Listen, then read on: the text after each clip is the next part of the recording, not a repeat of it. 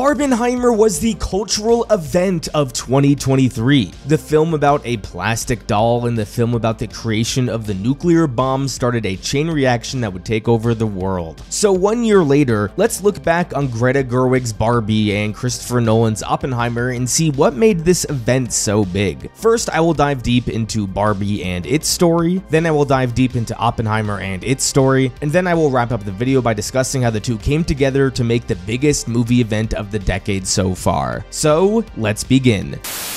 Before continuing on, I'd like to thank the sponsor of today's video, Manscaped. Manscaped is the global men's lifestyle brand that is revolutionizing the landscape of men's grooming. It's pretty clear that Manscaped has mastered the art of producing superior men's grooming and hygiene tools for your family jewels. The highlight of the new Performance Package 5.0 Ultra is the Lawnmower 5.0 Ultra electric trimmer. This new lawnmower is building on the excellence from their previous model, taking grooming precision to a whole new level with their next-gen dual skin-safe blade heads. Its mission? Bare finish as it moves softly across your skin, snatching even the finest hairs. Looking to level up your grooming game? Say goodbye to bothersome nose hairs with the Performance Package 5.0 Ultra Kit, which comes complete with the Weed Whacker 2.0 ear and nose hair trimmer. Want more than just razors? This package comes with the Crop Smoother and Crop Preserver. This dynamic pair is perfectly crafted to keep you feeling cool and comfortable from morning to night. Head over to manscaped.com and get your hands on the Performance Package 5.0 Ultra today. When you use my promo code GOLDMAN, you'll get 20% off, free international shipping, and 2 free gifts. That's 20% off plus free shipping and 2 free gifts with promo code GOLDMAN at manscaped.com. Thank you so much to Manscaped for sponsoring this video.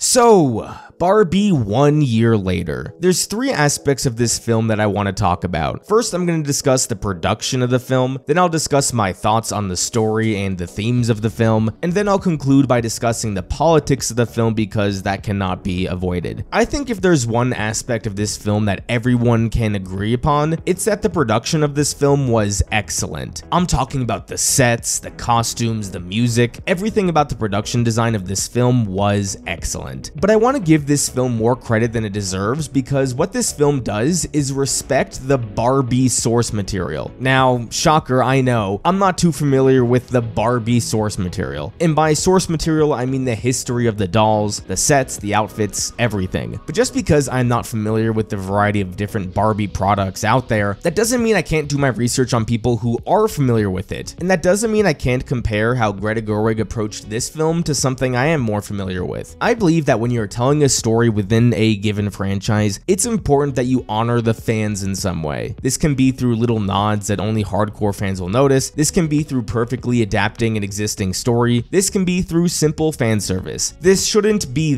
the priority of your movie, but it should be a lesser priority. Kind of like icing on the cake. We live during a time where fan service is completely frowned upon, mostly because it's been the centerpiece upon which stories are built these days. But when you have a great story that also nods to the fans, again, I think that goes a long way. For those of you who are familiar with my channel, you would know I love Star Wars. And you know what's a big part of the legacy of Star Wars? The toys. Growing up, I loved collecting all the toys of Star Wars, most specifically Star Wars Lego. I remember wanting to have a minifigure of every version of Luke Skywalker. I wanted his farm boy outfit, I wanted his pilot outfit, I wanted his Dagobah outfit, I wanted his Hoth outfit, I wanted his Jedi outfit. I wanted to collect all the Luke Skywalkers. When it comes to Barbie, I don't know the vast array of Barbie products, but I've listened to people who are familiar with the Barbie products. I've heard them say how they recognize so many of the different outfits in the film. I've heard them recognize a bunch of different sets that were in the film. Even the different kinds of Barbies themselves were something that fans recognized. The outfit that the Barbie wears in the Stanley Kubrick-esque scene in the beginning of the movie, that was the first Barbie outfit ever. It goes even beyond that. Apparently everything in Barbie Land is 23% smaller than it would be in the real world. The cars, the heights of the room, the size of a few of the objects are just some examples. Doing this makes the people in Barbie Land feel a bit bigger, which is how Barbies in their real sets feel. Even the way the characters move, like the stiffness of Margot Robbie's Barbie supposedly feels how a Barbie should feel. I don't care for the Barbie franchise, and I probably never will. So none of these little things that I mentioned are something that I noticed. But there are people out there who did notice, and those people really appreciated that extra effort. If Star Wars or some other franchise did something like this, I would be praising the film. So I wanted to take the time to shout out Gerwig and our team behind the film because I think respecting the fans is never a bad thing. It just shouldn't be the top priority, which it isn't in the Barbie movie. The top priority here was telling a story around the complicated history of Barbie. So let's discuss that. I'm gonna say something controversial. Barbie is a movie that is made for women and little girls, and that is okay. Movies are allowed to have a priority in mind. Going back to Star Wars, George Lucas has always said that Star Wars is for kids. When I point this out, fans get mad and say, no, it's for everyone, it's not a kids franchise. Just because a story has a primary audience, that doesn't mean that everyone can't enjoy it. Star Wars is for kids and adults can enjoy it. Barbie is for women and little girls, but everyone can enjoy the film. The reason I want to emphasize this is because the themes and messages of this film are clearly directed towards women, but the arc that Barbie goes on is something that anyone can relate to. The themes about Barbie that resonated the most with me were the dangers of perfectionism and the beauty that's in flaws. Barbie begins by telling us how perfect this matriarchal society is. Everyone is happy, there's no violence, people party all the time. This is the perfect utopia. When women are in charge, everything is better, right? No. If this is what you took away from the beginning of the movie, then you are clueless. Barbie Land is the epitome of toxic positivity. Everyone is happy, right? But what happens when someone has a dark thought, like thoughts of death? They get shunned for it. Everyone is so nice to everyone, right? Well, except the Barbies aren't nice to the Kens, and they aren't even nice to that one crazy Barbie. They shunned her to the outskirts of the city. Everyone looks and dresses so perfectly, right? But once a Barbie talks about getting cellulite, something that almost every woman deals with, it's treated as something gross and something to be freaked out about. Everyone acts like Barbie Land is perfect, but any deviation from that is unacceptable. This is toxic positivity. By the way, since most of the women in this movie are named Barbie, I'm just gonna refer to the main Barbie as Margot Robbie. Margot Robbie begins the story as sort of a naive child. She thinks everything is perfect in Barbie Land. Then she starts having strange thoughts and is forced to go into the real world to find the girl who is causing these negative thoughts. When Margot Robbie gets to the real world, she sees how not perfect it is. Some men harass her, some women make fun of her and make her cry. Nothing about the real world is perfect. When she meets up with Gloria, she tells Gloria that she will take her to Barbie Land so she can show her how perfect the world is. But it's not perfect because the Kens took over. Margot Robbie ends up feeling like she's not perfect anymore. She says she's not pretty and she feels worthless. Now you can argue about the effectiveness of Gloria's monologue here, but the point is that nobody can be perfect, and to constantly strive for perfection will only make you miserable. At the end of the movie, when the Barbies defeat the Kens, this is what she tries to teach Ryan Gosling's Ken, that external validation is not what will fulfill you. External validation is constantly pushing a boulder up a mountain that has no summit. One of the best scenes in the movie is when Margot Robbie is just sitting on a bench looking out at the park. She sees a family, she sees people playing, she sees people laughing, but she also sees someone who is sad and a couple that is fighting. This is the reality of not only our world, but what it's like to be a human being. When she turns to the old woman and tells her that she's beautiful, that was such a powerful moment because getting old is symbolic of really any living being's biggest flaw. No one wants to get old. We all wish we could be young forever. So hearing Margot Robbie tell this old woman that she was beautiful was her basically saying the flaws in human beings are beautiful, and I really like that moment. Barbie ends the movie excited to go to the gynecologist. No one wants to go to the doctor for any kind of checkup, so for her to be excited about this moment was really funny, but a good culmination of her arc. I think the reason I resonate with this message so much about embracing imperfection is because of the climate I witness on social media. As a YouTuber, I'm on social media quite often, a lot more than I wish I was. Every time I hear someone say they took a break from their phones, they always say how much happier they were. That's because you aren't fed an algorithm that makes you feel worse about yourself. You aren't comparing yourself to people who have more money than you. You aren't comparing yourself to people who are more advanced in their careers than you. You aren't comparing yourself to people who are better looking than you. You aren't reading toxic posts about people fighting over political issues. Social media is a gift, but it's also a curse. Intentional or not, I do also love what this movie has to say about toxic positivity. Margot Robbie's Barbie throughout the beginning of the movie is told how great she is. Frankly, every Barbie is telling every other Barbie how great they are, but that's all superficial. What makes Margot Robbie's Barbie so great? Yeah, she's gorgeous as hell, but what else? She's not particularly nice, as we see with her relationship to Ken. She has no skills. She hasn't contributed to society in a meaningful away. I bring this up because I think the main reason so many people post on Instagram or other platforms is so they can get this superficial external validation. Oh, you're so pretty. Oh, you're so smart. OMG, I love you. You read these comments and you feel good for a second. Then you put your phone away and you look up at the ceiling as you fall asleep and you realize it doesn't make you feel any better in the long run. External validation is never the key to happiness. Does this make me a hypocrite because I make YouTube videos? Maybe. Granted, I make videos because I love stories and I want to be a storyteller one day. But yeah, I like comments saying that my ideas were smart. I like seeing a subscriber count of 100,000 or higher. But over the years, I've learned that the number next to my subscriber count isn't what makes me happy. Talking about stories does. So maybe my arc was similar to Margot Robbie's character. Ryan Gosling's arc in this movie is the same thing, which is also why I get so annoyed when people say this movie is so anti-men. Yeah, all the men in the movie are idiots, and I do think that was a mistake the movie made, but let's look at the deeper meaning of Ryan Gosling's story. So as a Ken, he gets no respect in Barbie land. The narrator says Ken only has a good day when Barbie has a good day. He travels to the real world where he learns about patriarchy. Under a patriarchy, everyone will respect him and think he's great just because he's a man. But because that's not how the real world works, he goes back to Barbie land to implement patriarchy, and it works for a bit. Except he comes to learn at the end that it never made him happy anyway. He pleads to Margot Robbie that all he wants is her, and she tries to teach him that he needs to be enough. He needs to define himself outside of the external validation from Barbie. How is that message anti-men? How is saying you shouldn't be defined by the approval of women anti-men? And this brings me into the politics of this movie. I find it so fascinating that a movie about feminism and how people struggle with external validation was more divisive than the movie discussing the creation of the first nuclear bomb that was dropped on thousands of innocent people. What I find the most interesting about this movie is not that it appears to be so divisive, but rather the reflection it says on the people who watched it. This movie, maybe more than any movie I can recall, is more about what you take in with you while you're watching it. If you're someone who is tired of woke films in Hollywood, you're going to watch this movie, see the treatment of the Kens, see how the Kendom was toppled, and think this movie is anti-men. If you're someone who's a hardcore feminist who has studied feminist theory, then you're probably going to think this movie wasn't feminist enough. If you're someone who just wanted to go to the movies to see Margot Robbie and Ryan Gosling, you'll probably think this movie was pretty fun. The topics of this movie have such a long and complicated history that it's bound to bring up multiple different sides of multiple different arguments. As the prologue of this movie suggests, Barbie exploded back in the 1960s because it was the first time little girls could play with dolls of adult women, not baby dolls. Mattel has said that Barbie is a woman who can do whatever she wants,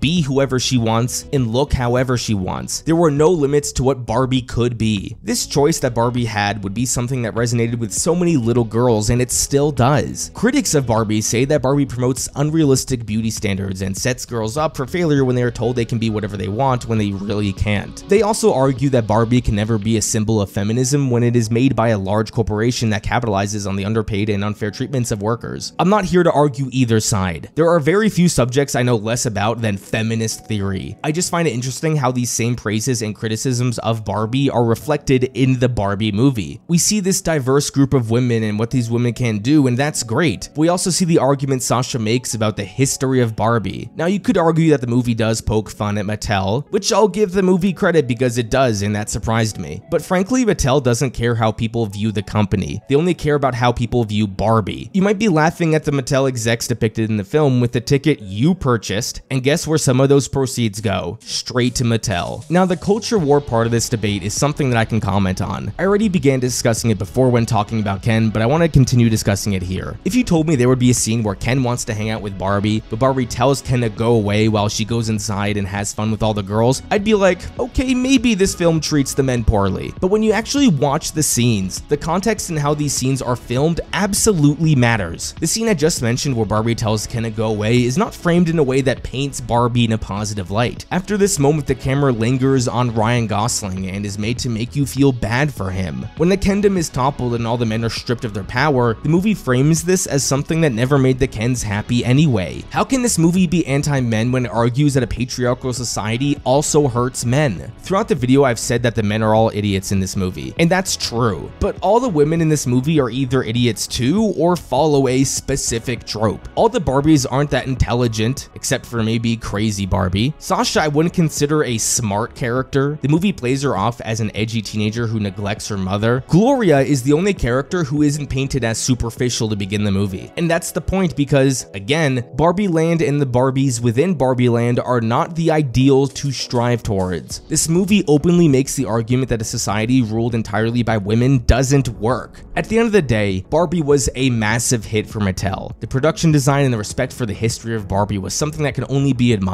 The movie tried to teach us a story about perfectionism, external validation, what it means to be human, and what it means to feel fulfilled. And the film sparked a discussion across all sides of the political aisle that makes it fun to discuss even a year later. Barbie certainly left an impact on pop culture, but so did the movie about that theoretical physicist. Before continuing on with the rest of this video, only 7.6% of my viewers are subscribed to this channel. So if you're enjoying this video, please consider subscribing for more content like this. Thank you.